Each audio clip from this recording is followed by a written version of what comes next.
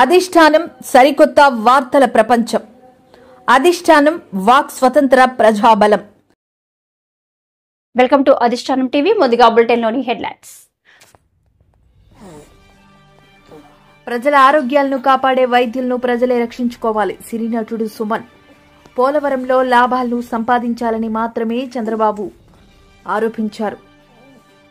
దేశం సిగ్గుతో తలవంచుకునే పరిస్థితి ఇది. కోల్కతా ఆసుపత్రిలో దారుణ కాండ. రాష్ట్రమంతా జలకల. ఆగస్టు నెలలోనే రాష్ట్రంలో అన్ని రిజర్వాయర్లు నీటితో కలకల. TDP incharge BTech Ravi. రుణమాఫీపై త్వరలో బీజేపీ ఆధ్వర్యంలో ఆందోళనలు చేపడతాం. కేంద్ర మంత్రి బండి సంజయ్. పారిశ్రామికవేత్తలు ఉపాధి సంపద సృష్టిస్తున్నారు. సీఎం చంద్రబాబు. శ్రీకాకుళంలో స్థానిక ఆర్ట్స్ కాలేజ్ గ్రౌండ్లో జరిగిన డిస్టిక్ సాఫ్ట్ హబ్ లో విజేతలకు బహుమతులు అందజేసిన కేంద్ర మంత్రి. ప్రజల ఆరోగ్యాలను కాపాడే వైద్యులను ప్రజలే రక్షించుకోవాలని ప్రముఖ సినీ నటుడు సుమన్ కోరారు. కోల్కతాలో జూనియర్ వైద్యురాలి ఉదంతంపై ఆయన తీవ్ర దిగ్భ్రాంతిని వ్యక్తం చేశారు. మహిళలపై అఘాయిత్యాలకు పాల్పడే వారిని శిక్షించేందుకు చట్టాలను మరింత కఠినతరం చేయాలని ప్రభుత్వానికి విజ్ఞప్తి చేశారు. అందరికీ నమస్కారం. నేను యాక్టర్ సుమన్ అండి. సో ఈ రోజు ఏంటంటే మొత్తం దేశాన్ని అసలు షేక్ చేసే మ్యాటర్ ఏంటంటే మీ అందరికీ తెలుసు. మొన్న కలకత్తాలో జరిగిన ఒక ఘోరమైన రేప్ మర్డర్ కేసు అండి. సో నేను ఎప్పటి నుంచో నేను చెప్తున్నానండి, మన భారతదేశం అంటే 75 ఇయర్స్ అయినప్పుడే నేను చెప్పాను చట్టం మారాలి, శిక్ష చాలా తక్కువగా ఉంది. ముఖ్యంగా మహిళల విషయంలో రేప్ కానీ మొలెస్టేషన్ కానీ ఇలాంటి వాటిలో చాలా సాఫ్ట్గా ఉంది. చేసే అతను మళ్ళీ మళ్ళీ అదే క్రైమ్ అని ఒక బెయిల్కి ఒక అమౌంట్ కట్టేసి చేస్తున్నాడని చెప్పి నేను చాలాసార్లు చెప్తున్నాను. ఇది ఫస్ట్ టైం కాదండి. నా ఇంటర్వ్యూస్ అన్నింటిలో మహిళ రక్షణ కోసం ఎవరు ఉన్నారు, సో మహిళలే వాళ్ళు సొంతంగా వాళ్ళు సెల్ఫ్ డిఫెన్స్ నేర్చుకోవాలని చెప్పేసి నేను చాలా మార్షల్ ఆర్ట్స్ స్కూల్స్కి నేను ఫ్రీగా, అంటే పేద పిల్లలు ఎవరైతే ఉన్నారో వాళ్ళందరికీ నేను మార్షల్ ఆర్ట్ నేర్పించమని నేను చాలా మందికి చెప్పాను, జరుగుతుంది.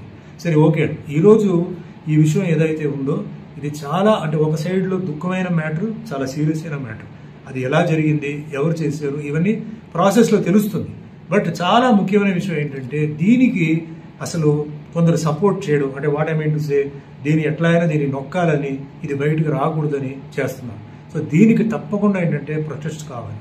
సో డాక్టర్ ప్రొఫెషన్కి వచ్చేటప్పుడు నేను చాలా అంటే ముఖ్యంగా నేను మీటింగ్స్లో మాట్లాడేది, మన దేశాన్ని కాపాడుతున్న సైనికులు, ఎయిర్ ఫోర్స్, నేవీ, వాళ్ళందరూ ఉండబట్టే ఈరోజు మనం ఈ దేశంలో ఉన్నాం. మనకు తెలియకుండా మన హ్యాపీగా ఎంటర్టైన్మెంట్, జోకులు, పబ్, క్లబ్ అన్నీ చేస్తున్నాం.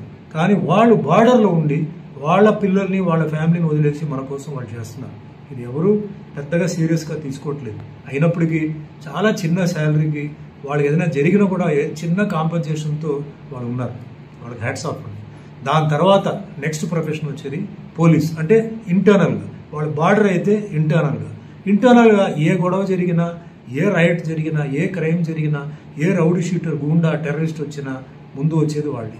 సో వాళ్ళకు కూడా ఏంటంటే ఇదే మాదిరిగా వాళ్ళ ఫ్యామిలీస్ని వాళ్ళు ఎక్కడో పడేసి వాళ్ళ డ్యూటీ మీద డే అండ్ నైట్ చేసుకుని మహిళా పోలీసు కూడా ఉంటున్నారు. అదేవిధంగా నెక్స్ట్ నేను చెప్పేది డాక్టర్లు, నర్సులు అండి. వీళ్ళ గురించి నేను ఎప్పటి నుంచో నేను చెప్తుంటే దీని గురించి ఎవరు పెద్దగా సీరియస్గా తీసుకోలేదు. కానీ కరోనా టైం వచ్చినప్పుడు వాళ్ళ ఇంపార్టెన్స్ ఏంటో తెలియదు. మన బంధువులు, మిత్రులు పేషెంట్ దగ్గరికి రాకూడదు చెప్పినప్పుడు మన బంధువులు కాదు, మిత్రులు కాదు, అభిమానులు కాదు, వాళ్ళు మతానికి, కులానికి సంబంధం లేకుండా వచ్చి దగ్గరకు వచ్చేసి పేషెంట్కు సేవ చేశారు. చాలామంది ప్రాణాలు కూడా కోల్పోతున్నారు. సో ఇది ఒక చాలా పవిత్రమైన ఒక ప్రొఫెషన్, చాలా గట్స్ కావాలి. అలాంటి జరిగినప్పుడు కూడా నర్సులు కానీ డాక్టర్లు కానీ ఇంకా అదే ప్రొఫెషన్లో వాళ్ళు వెళ్తున్నారు. సో మన దేశంలో మన బాధ్యత అంటే నేను పొలిటికల్ వాళ్ళని, పోలీసు వాళ్ళని, పెద్ద వాళ్ళని చెప్పడం కాదు. మన ప్రజల బాధ్యత ఏంటంటే అలాంటి వాళ్ళకి మనం రక్షణ ఇవ్వాలి. ఏదైనా ఎవరికైనా చాలా విలువైంది ఏంటంటే రియల్ ఎస్టేట్ కాదండి, ప్రాణం. అంటే అలాంటి డాక్టర్లు ఈ రుణమాఫీపై త్వరలో బీజేపీ ఆధ్వర్యంలో ఆందోళనలు చేపడతామని కేంద్ర మంత్రి బండి సంజయ్ కుమార్ అన్నారు. కాంగ్రెస్ అంటేనే మోసమని, రైతు బంధు విషయంలో రేవంత్ ప్రభుత్వం ఘోరంగా విఫలమైందని విమర్శించారు. రైతులు రైతు బంధు రాక ఇబ్బందులు పడుతున్నారని ఆందోళన వ్యక్తం చేశారు. రూపాయలు మహిళలకు ఇవ్వాలి, తులం బంగారం ఇవ్వాలి, స్కూటీలు ఇవ్వాలి, రైతు భరోసా ఇవ్వాలి, బోనస్ ఇవ్వాలి, నోటిఫికేషన్ 30,000 ఉద్యోగాలు ఇస్తామని చెప్పన్నారు. వాళ్ళు ఇంత 12,000 ఉద్యోగాలకు మాత్రమే నోటిఫికేషన్ ఇస్తామని చెప్పంటున్నారు. మరి 30,000 ఉద్యోగాలు ఏ దేశంలో ఇచ్చారు? ఇండియా, బంగ్లాదేశ్ ఇచ్చిరా, పాకిస్తాన్లో ఇచ్చిరా? నోటిఫికేషన్ అయ్యలేదు, ఉద్యోగాలు ఇస్తామని చెప్పంటారు. వీళ్ళు ఎవరికి ఇచ్చిన ఉద్యోగాలు? మరి దాని గురించి ప్రజలు అడుగుతున్నారు. ఇవాళ ఇంట్లో కూడా ఇల్లు లేక ప్రజలు ఇబ్బంది పడుతుంది, దాని గురించి అడుగుతున్నారు. 4,000 రూపాయలు ఆసరా పెన్షన్ ఇస్తారు, దాని గురించి అడుగుతున్నారు ప్రజలు. ఈ పార్టీ ఆ పార్టీ ఎడుతుంది, ఆ పార్టీ ఈ పార్టీ ఎడుతుంది. మాకైతే బీఆర్ఎస్ పార్టీని చేసుకోవాల్సిన అవసరం మాకు లేదు, కాంగ్రెస్ పార్టీకి అవసరము. ఎందుకంటే ముఖ్యమంత్రులు కావాలని చెప్పి చాలామంది కలలు కంటున్నారు. ఎవరి వాళ్ళు మాకు ఎమ్మెల్యేలను మేము సంఖ్య పెంచుకోవాలి అని చెప్పి ఎవరిది వారు సొంతంగా ప్రయత్నాలు చేసుకుంటున్నారు. కాబట్టి ఏం చేసుకోవాలి? బీఆర్ఎస్ పార్టీలను కొనుక్కోవాలి. నా సొంతంగా నా ఎంబడి ఒక 30-40 మంది ఎమ్మెల్యేలు ఉండాలని చెప్పి కాంగ్రెస్ పార్టీలో చాలామంది నాయకులు ప్రయత్నం చేస్తున్నారు. మంత్రులు చాలామంది ప్రయత్నం చేస్తున్నారు ఎందుకంటే నెక్స్ట్ ముఖ్యమంత్రి కావడానికి. ఇప్పుడు బీఆర్ఎస్ వాళ్ళు మా పార్టీలో చేరితే మా ప్రభుత్వం వస్తుందా? మాకేం అవసరం? మాకు బీఆర్ఎస్ పార్టీ చేరితే ప్లస్ అవినీతి పార్టీ, ఒక కుటుంబ పార్టీ. అది కాంగ్రెస్ పార్టీకి అవినీతి పార్టీ, కుటుంబ పార్టీ, ఆ రెండింటికి కరెక్ట్ కలుస్తుంది, జోడి కలుస్తుంది. మేము అవినీతికి వ్యతిరేకమేము, మేము కుటుంబ పాలనకు వ్యతిరేకం. ఆ రెండు జోడి వాళ్ళ సిద్ధాంతాలు కానీ, వాళ్ళ ఆలోచన విధానాలు కానీ, వాళ్ళ వ్యవహార శైలి కానీ, వాళ్ళ పాలనా విధాన నిర్ణయాలు కానీ అన్నీ కూడా ఏ విధంగా మోసం చేస్తారు, ఏ విధంగా మభ్య పెడతారు, మాయమాట చెప్తారో ఆ రెండింటికి జోడి పక్కా కుదురుతుంది. కాబట్టి అవి రెండు కలుస్తాయి, గ్యారంటీ కలుస్తాయి అవి. ఇదంతా ఏంటంటే ప్రజలు ఏమనుకుంటున్నారు, బీఆర్ఎస్ పార్టీ ప్రజలప్పుడు ఏ విధంగా వ్యతిరేకతున్నదా మంచి ఉందని తెలుసుకోవడానికి కాంగ్రెస్ పార్టీ ఆడుతున్న నాటకాలు ఇవి. ఆల్రెడీ ప్లాన్ సక్సెస్ అయింది. లేకుంటే ఇలా కేసీఆర్ కుటుంబాన్ని లోపటేయాలి, వేసిరా అంటే కేసీఆర్ అంటే ఆయనకి ఏం తెలుసు అంటే ఇలా అసలు విషయం ఏంటంటే ఇలా ఫోన్ ట్యాపింగ్, కాళేశ్వరం, డ్రగ్స్. ఇంతకుముందు బీఆర్ఎస్ పార్టీ సిట్ చేసినప్పుడు ఆ కేసులు అన్ని వీళ్ళు తిరగదోడతామన్నారు, ఒక్కర్లేదు. ఎందుకంటే కేసీఆర్ అనే వ్యక్తి పోయి ఢిల్లీలో కప్ప మంచిగా సమర్పించుకొని వచ్చినారు. ఢిల్లీలో ఎవరిని పట్టాలి? కాంగ్రెస్ పార్టీలు అంతా లాబీ ఫుల్ పుట్టుపోటాయి.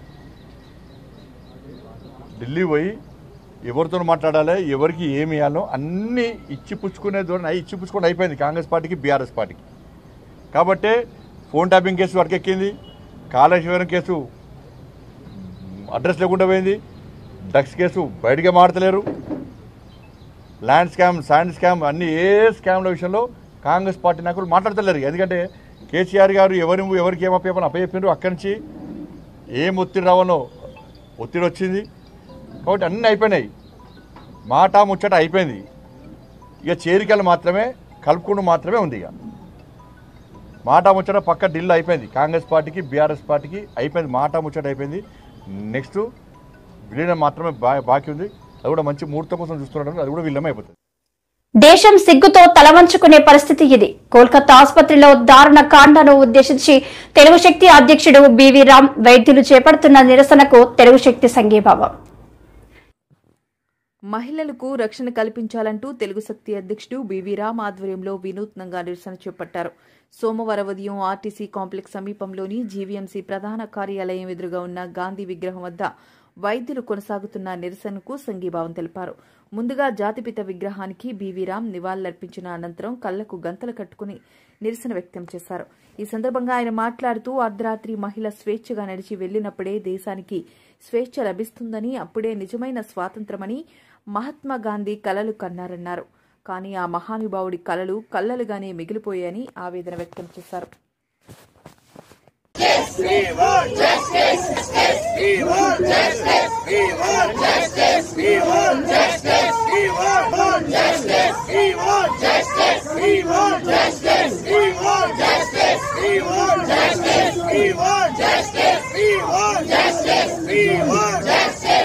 శక్తి కలకత్తాలో జరిగిన విద్యార్థి హత్య పైన నిరసన తెలియజేస్తున్నాం. మరి ఇప్పుడు దాకా కనీసం చంపిన అరెస్ట్ చేయలేదు, న్యాయం ఆలస్యం అవుతుంది. ఈవేళ దేశం మొత్తం మీద డాక్టర్లు అందరూ రోడ్ రేక్ నిరసన తెలియజేస్తున్నారు. మేము ఒకటే కోరుతున్నాం, తక్షణం కేంద్రం కళ్ళు తెరుచుకోవాలి. గాంధీజీ గారు చెప్పినట్టు నిజమైన స్వతంత్రం ఇంకా రాలేదు భారతదేశానికి. 70 సంవత్సరాలు మొన్నే జరుపుకున్నాం. మరి ఈవేళ ఒక మహిళ విధులు నిర్వహిస్తుంటే అర్ధరాత్రి మానభంగం చేసి చంపి దాన్ని సూసైడ్గా చిత్రించారంటే నిజంగా మరి ఎటు వెళ్ళిపోతుంది అర్థం కావట్లేదు. ఇదో వాళ్ళు కోరేది ఒకటే, కామన్ ప్రొటెక్షన్ యాక్ట్ని ఇంప్లిమెంట్ జరుగుతున్నారు. మరి దీనికి ఎందుకు కేంద్రం సందేహిస్తుంది ప్రశ్నిస్తున్నాం. ఇది ఒక వెస్ట్ బెంగాల్ కాదు, అన్ని రాష్ట్రాలకు వర్తిస్తుంది. నేను ఒకటే కోరుతున్నాను, ఎన్డీఏ ప్రభుత్వంలో కీలకంగా చంద్రబాబు ఉన్నారు కాబట్టి చంద్రబాబు నాయుడు గారు వెంటనే స్పందించాలి. ఈరోజు ఇది ఆడబిడ్డలకి అన్యాయం జరిగిందంటే భవిష్యత్తులో ఇవాళ రాఖీ దినం, నా సోదరి లేకపోయినా సరే నా సోదరి కోసం యుద్ధం చేయబోతున్నాను. డెఫినెట్గా న్యాయం జరగాలి. దేశం అంతా సిగ్గుతో తలదించుకుంటుంది.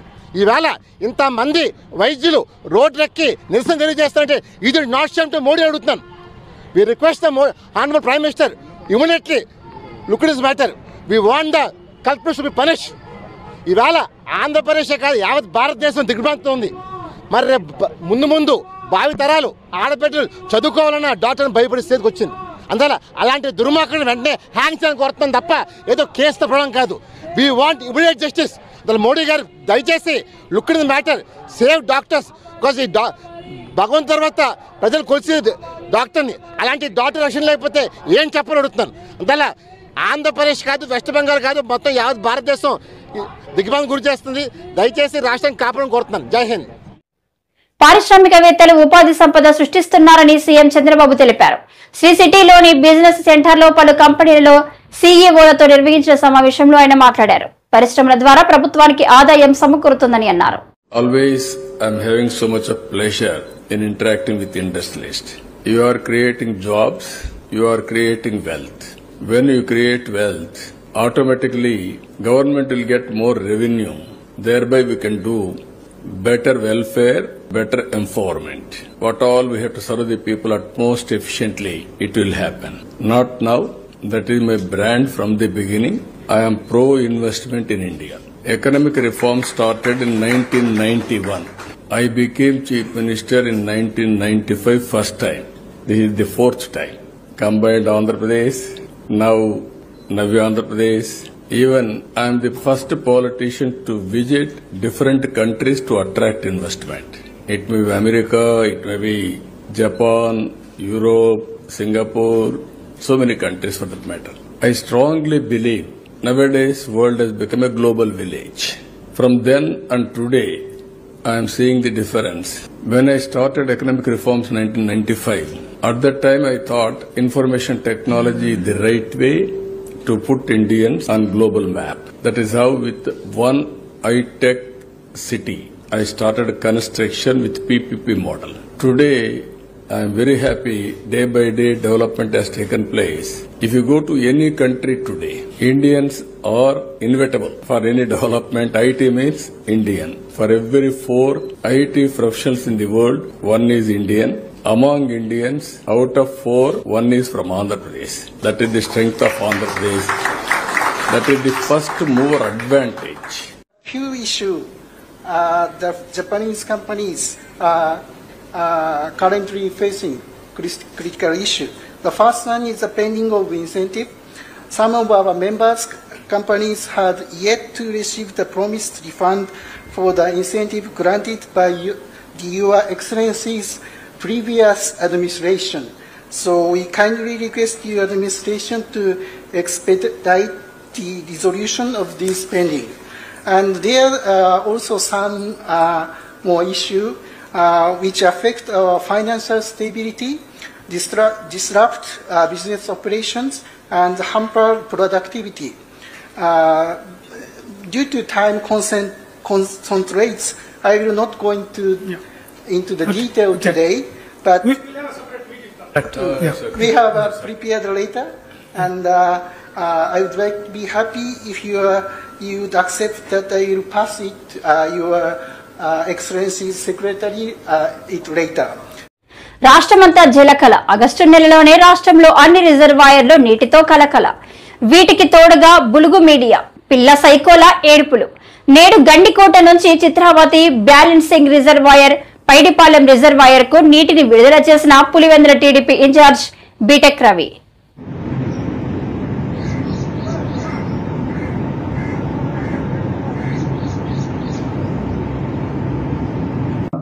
తర్వాత ముఖ్యంగా పులివెందుల నియోజకవర్గంలో ఉండే 2 ప్రధాన డ్యామ్లు అయినటువంటి చిత్రావతి రిజర్వాయర్ కావచ్చు, అలాగే పైడిపాలెం కావచ్చు, అక్కడికి ఈరోజు గండికోట జలాశయం నుంచి కూడా పంపింగ్ స్టార్ట్ చేయడం జరుగుతూ ఉంది. అంటే పైడిపాలెంలో ఆల్రెడీ దాని కెపాసిటీ వచ్చేసి 6 టీఎంసీ అయితే ప్రస్తుతానికి స్టాక్ వచ్చి 2.5 టీఎంసీ నుంచి ఆ తర్వాత 3 టీఎంసీలు ఉంది. తర్వాత ఇక్కడికి డైలీ కూడా 500 క్యూసెక్ల సామర్థ్యంతో ఆ తర్వాత ఇక్కడ పంప్ హౌస్లు అంతా స్టార్ట్ చేయడం జరుగుతుంది.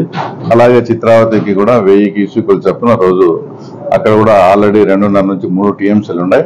అంటే టోటల్ గా 8.5 నుంచి 9 టీఎంసీలు పెట్టే విధంగా ఇక్కడ ఇరిగేషన్ అధికారులు అంతా కూడా ప్లాన్ చేస్తా ఉన్నారు. కూడా గమనించండి, ఎంత అంటే అంత మాటలు వైఎస్ఆర్సీపీకి ఆ తర్వాత చెందిన ఆ పార్టీకి చెందిన నాయకులు చాలా ఇదిగా, అంటే ఇటు సైడ్ ఏది చంద్రబాబు నాయుడు గారు వచ్చే వర్షాలు రావని, చంద్రబాబు నాయుడు గారు వచ్చే జలాశయాలు నిండవని ఎంతో ఇదిగా, అంటే ప్రకృతికి సంబంధించిన విషయాలపై కూడా ఆ రకంగా కామెంట్ చేస్తూ తర్వాత బురద జల్లే కార్యక్రమం చేశారు. ఈరోజు గమనించండి, 40 years చరిత్రలో ఎప్పుడే కూడా ఆగస్టు నెల మొదటి వారంలో శ్రీశైలం గాని నాగార్జున సాగర్ గాని నిండిన చరిత్ర లేదు. తర్వాత గండికోటకు కూడా రావడం, తర్వాత ఈ రోజు పులివెందుల కాన్స్టిట్యున్సీలో ఎంతో వరప్రసాదం అయినటువంటి 2 డ్యాములు కూడా మనం నింపుకుంటా ఉన్నాం. ఆ తర్వాత ప్రతి కానీ పంటలు కొన్ని చోట్ల అంటే నీళ్లు అందరికి కూడా ఇబ్బంది పడే పరిస్థితులు ఉన్నప్పుడు తర్వాత మనం ఇప్పుడు ఈ నీటిని అంతా సద్వినియోగం చేసి తర్వాత ఇక్కడ ఉన్న అధికారులకు మా ముఖ్యమంత్రి గారు కూడా కోరుతున్నాం, మనకు కావాల్సినంత వాటర్ ఉంది, ఈ వాటర్ను ఇంకా మైక్రో ఇరిగేషన్ ద్వారా కావచ్చు, తర్వాత చిన్న చిన్న ఫీల్డ్ ఛానల్స్ ద్వారా ఇంకా రైతులకు మరింత ఉపయోగపడే విధంగా కూడా దీన్ని తీర్చిదిద్దితే భవిష్యత్తులో రాయలసీమలో పులివెందుల ప్రాంతం అనేది హై జీడిపి ప్రకారం ఒక సస్యశ్యామలమైన ప్రాంతంగా కూడా ఆ తర్వాత భవిష్యత్తులో అభివృద్ధి చెందే ఇది ఉంది. కాబట్టి ఇంతటి ఈ కార్యక్రమానికి మమ్మల్ని అందరినీ ఆహ్వానించి రైతుల పట్ల అందరూ కూడా ఇంకా కొన్ని చిత్రావతి నుంచి కూడా కొన్ని పల్లెలు అంటే లింగాల మండలంలోకి ఆ తర్వాత వాటర్ ఇప్పుడు ఇబ్బందికరమైన కొంచెం ఇంకా ఇప్పుడిప్పుడే ఇబ్బందికరమైన పరిస్థితి ఉందన్నప్పుడు కూడా ఇక్కడ ఉండే అధికారులు కూడా అవి కూడా మరమ్మతులు చేసి అవి కూడా 2-3 రోజుల్లో అక్కడికి కూడా నీళ్లు ఎక్కడ ఎవరికి నీరు నిజంగా రైతులకు అవసరం ఉందో అక్కడికి అంతా కూడా నీళ్లు వదిలే ఏర్పాటు కూడా మేము చేస్తా ఉన్నాం. ఆల్రెడీ మంచి పరిపాలన ఉంది. భవిష్యత్తులో కూడా పులివెందుల ప్రాంతం ఈ రకమైన సాగునీటితో మరింతగా అభివృద్ధి చెందుతుందని కూడా కోరుకుంటాం. పోలవరంలో లాభాలు సంపాదించాలని మాత్రమే చంద్రబాబు ఆరోపించారని, దానివల్లే రాష్ట్ర ప్రజలు తీవ్రంగా నష్టపోయారని మాజీ మంత్రి వేణుగోపాలకృష్ణ అన్నారు. దీనికి తోడు తన అనాలోచిత నిర్ణయాల వల్ల మరింత నష్టం తెచ్చిపెట్టారని చంద్రబాబుపై ఆయన మండిపడ్డారు. రాజమండ్రి ప్రెస్ క్లబ్ లో వేణుగోపాలకృష్ణ సోమవారం మీడియాతో మాట్లాడారు. ఈరోజు పర్వదినం, సత్యమేవ జయతే, ప్రతి పౌరుడు కూడా సత్యాన్ని వచించాలని అహింస అనే ఆయుధంతో ఈ దేశానికి స్వాతంత్ర్యాన్ని సముపార్జించినటువంటి మహాత్ముడు గాంధీజీ. ఈ దేశ సంపద అందరికీ సమగ్రంగా అందాలని ప్రపంచానికే తలమానికంగా ప్రపంచం అంతా కూడా కొనియాడబడుతున్నటువంటి రాజ్యాంగాన్ని అందించినటువంటి మహనీయుడు బాబాసాహెబ్ అంబేద్కర్. ఈ దేశంలో ఏర్పడిన ప్రతి ప్రభుత్వం ప్రజలకు జవాబుదారీగా ఉండాలని, ప్రజా సంక్షేమాన్ని నిరంతరం కడు జాగరూకతతో, ప్రజల అభివృద్ధి సంక్షేమం జాగరూకతతో అమలు చేయాలనేటువంటి లక్ష్యంతో ప్రభుత్వాలు ఉండాలని ప్రతి 5 సంవత్సరాలకి ఎన్నికలు జరుగుతాయి. ఏర్పడేటువంటి ప్రభుత్వాలు ప్రజలకు బాధ్యతాయుతమైనటువంటి అధికారం, మాకు బాధ్యత, ప్రజలిచ్చిన బాధ్యత, దాన్ని సక్రమంగా నిర్వహించాలనేటువంటి లక్ష్యాలతోటి పనిచేయాలి. దురదృష్టం ఏంటంటే ప్రజలు ఏది చెప్పినా కూడా అధికారం వచ్చిన తర్వాత అసహాయులైపోతారు. చెప్పిన మాట ఏది అమలు చేయలేకపోయినా అడగలేరు. ఎన్నికల ముందు ఎన్ని వాగ్దానాలు ఇచ్చినా వాటి అమలు కోసం ప్రయత్నించినటువంటి ప్రభుత్వాన్ని ఏమీ చేయలేరు. ప్రజలు 5 సంవత్సరాలు భరించాల్సిందే అనే విధంగా ఈరోజు ఏర్పడినటువంటి కూటమి ప్రభుత్వం రోజుకొక ప్రజల దృష్టి మరల్చేటువంటి, ప్రజల దృష్టిని ప్రభుత్వం చేయనటువంటి పనుల నుంచి దృష్టి మదర్చడానికి తనకున్నటువంటి మాధ్యమ బలాన్ని అంటే మీడియా స్ట్రెంగ్త్ని ఉపయోగించుకోవడం ద్వారా ఈ రాష్ట్ర పౌర జీవనానికి చాలా ఇబ్బంది కలుగుతూ ఉంది. ఉదాహరణకి మన రాష్ట్రానికి జీవనాడి, ఈ దేశంలోనే అత్యంత ప్రతిష్టాత్మకమైనటువంటి సాగునీటి, త్రాగునీటి, జల విద్యుత్ ఉత్పాదన కలిగినటువంటి ప్రాజెక్టు పోలవరం ప్రాజెక్టు.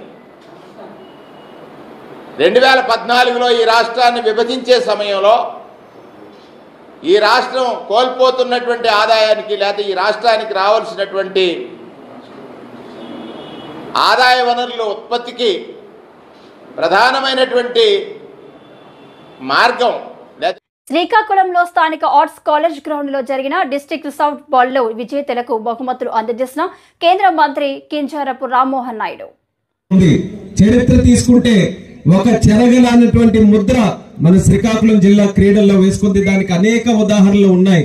కోడి రామ్మూర్తి గారు గాని, అలాగే మనకి మొట్టమొదటిసారిగా మన ప్రపంచ స్థాయిలో మనకి ఒలింపిక్ మెడల్ సాధించినటువంటి కరణం మల్లీశ్వరి గారు గాని, ఇలా ఎన్నో ఉదాహరణలు మన శ్రీకాకుళం జిల్లా నుంచి పుట్టాయని గర్వంగా ఈ వేదిక ద్వారా తెలియజేసుకుంటున్నాను. అటువంటి జిల్లాలో క్రీడలకి ఎటువంటి కార్యక్రమం జరిగినా సరే పెద్ద ఎత్తున ప్రతి ఒక్కరు కూడా సహకరిస్తూ ప్రతి కార్యక్రమాన్ని కూడా ముందుకు నడిపించాలని ఎంతో సహృదయంతో పార్టిసిపేట్ చేసినటువంటి దాతలందరికీ కూడా ఈ జిల్లా వాసుల తరపున మరొక్కసారి ప్రత్యేక ధన్యవాదాలు ఈ సందర్భంగా తెలియజేసుకుంటున్నాను. ఒక మెరుగైనటువంటి సమాజం, ఆరోగ్యమైనటువంటి సమాజం, అలాగే మన భావితరాలు ముందుకు నడిపించాల్సినటువంటి యువత కూడా ఆరోగ్యకరంగా ఉండాలనంటే క్రీడల తాలూకా పాత్ర చాలా ముఖ్యమైనటువంటిది. అది క్రీడాకారులు గాని, అది ముఖ్యంగా మన పేరెంట్స్ గాని, లేకపోతే స్కూల్ చెప్పేటువంటి టీచర్స్ గాని వాళ్ళు రియలైజ్ అవ్వలేక ప్రతి ఒక్కరు కూడా అకాడమిక్స్ మీద పెద్ద ఎత్తున దృష్టి పెట్టి వాళ్ళకి సరైనటువంటి మెంటల్ ఫిట్నెస్ గాని, ఫిజికల్ ఫిట్నెస్ గాని మనం ఇవ్వలేకపోతున్నాము అన్నటువంటి సందేహం చాలా దగ్గర మన సమాజంలో కనబడుతూ ఉంటుంది. ఇప్పటికైనా సరే అటువంటి పొరపాటు ఎక్కడైనా జరిగితే సరిదిద్దుకోవాల్సినటువంటి బాధ్యత రాష్ట్ర కేంద్ర ప్రభుత్వాలతో పాటు స్కూల్ వ్యవస్థ నడిపించేటటువంటి పెద్దలు, అలాగే సమాజంలో ఉన్నటువంటి వ్యక్తులు మనందరి మీద ఉన్నదనేది ఈ కార్యక్రమం ద్వారా మరొకసారి గుర్తించాలని ప్రతి ఒక్కరికి కూడా ఈ సందర్భంగా కోరుతున్నాను. మొన్ననే ఒలింపిక్స్ జరిగాయి ప్యారిస్ లో.